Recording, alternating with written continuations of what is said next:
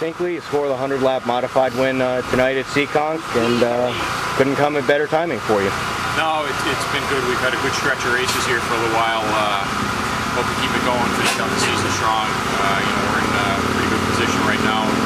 Chris has given us a good run for our money, so it should be an exciting end of the year. With as consistent a run as you've had and just steadily worked your way up through the points, second at Beach Ridge, another great run at Waterford, Stafford, you mentioned you had that great run to get to the points lead coming into tonight by only 6, and you capitalized with another victory. Do you think that the consistency has been building to get to that win? Yeah, it definitely has. Momentum can build on itself, so it's, it can only help you so much if you don't have good race cars, but we got some momentum, we got good race cars right now, and everything's clicking on all cylinders, so it's fun. It doesn't always go as easy as it seems, but it's good while it lasts. You head to another great racetrack on Thursday night at Thompson, and you won there last season. What's your outlook going into there? Well, we'll be starting deep in the field, but it should be a good show. We've done quite a bit of work to our motor program since we were there last, so I think we should be a car to reckon with there. You didn't have a great start to the evening with the heat race finish.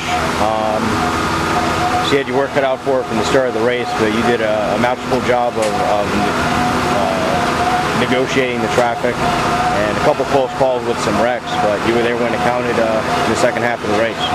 Yeah, it was the heat race kind of dragged us to the back there. Mike wasn't going too good in the heat race, and once we got to the back with a plus-minus qualifying system, it didn't make any sense for us to really beat the car up too much.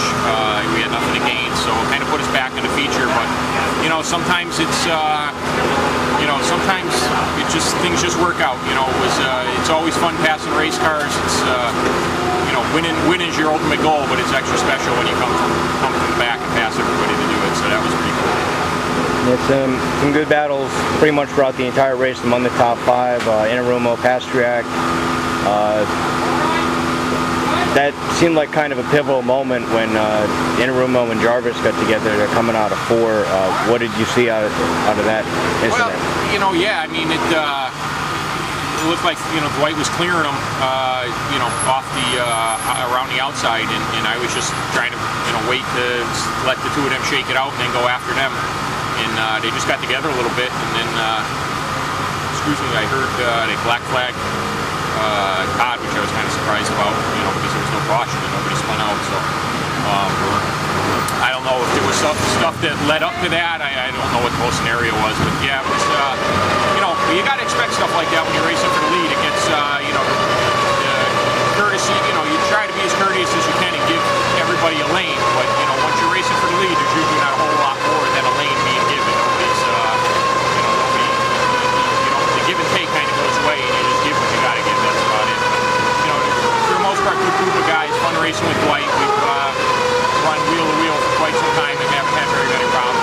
So that's fun. I have a lot of respect for Dwight's accomplishments over the years. And you try to race people the way you want to be raced. I think that was evident tonight. With battle coming down to just you and Dwight towards the end there, how hard were you racing your car? Because he was getting a lot of really good runs up off the corner to try and get by you. When we passed Dwight and then the caution came out, I said to the guys, I said, well, I'm kind of surprised I can't drive away from him. And they're like, well, what do you got left? I'm like, that's it. I said, I think I can hold him off, but I don't think I can drive away from him. And I was kind of surprised that I couldn't, but, it was, the end result is it probably was more exciting that way for the fans and myself. You always want it to be easy, but it's more exciting when it's hard, as long as you end up on a good end of it, So the stars lined up for us tonight. It was a good time. Is there anything specific about this racetrack that suits your driving style? If you're not winning here, you seem to always run well. Well, the first time we came here, I won, and then after that, we struggled for a while, and we found a pretty good balance on the race car and the package, and we have some personnel in place that wasn't in place in some previous years. Butch, my crew chief, and it's really just Butch helped me years ago quite a bit. He built Pro Stocks for me, and he's a very knowledgeable guy, and we found a very good balance for this race car. And I don't know if it's my driving style I think it's, if you pretty much ask any driver, if you have a good race car, then your driving style fits wherever you go. It's just a matter of the race car being capable of going, going fast where you are. I think is more to do than your driving style, because we'll go to Thompson, and if we have a good race car, we'll go to the front, and it's not necessarily my driving style. It's just being a capable driver with a capable car and a capable crew, and having everything lined up that makes it achievable. Racing against Chris Pastriak, and he's had a really good start to the season.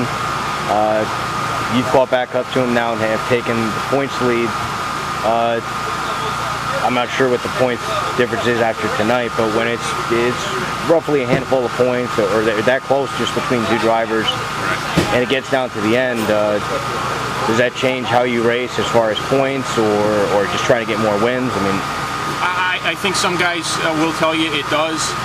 My mindset is, and my team's mindset is, and always has been, when we go to the racetrack, we go to win.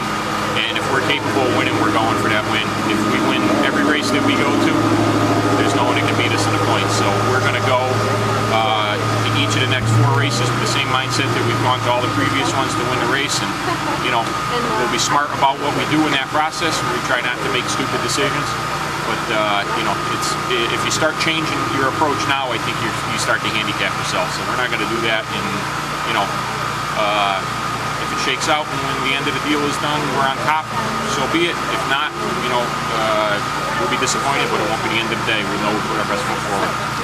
Is there any particular track that you're looking forward to most? I mean, you come back here, I think it's the next to last race, but you got several good tracks for you coming up. Yeah, we've won at them all except for Stafford. I haven't won at Stafford, where we haven't raced there very much. We had a good piece there last week at Stafford, so I'm excited about all of them. I think we're right in the middle of the hunt here, and there's no reason with the equipment that we have going that we shouldn't be able to get it done, assuming we have a little bit of luck, and we'll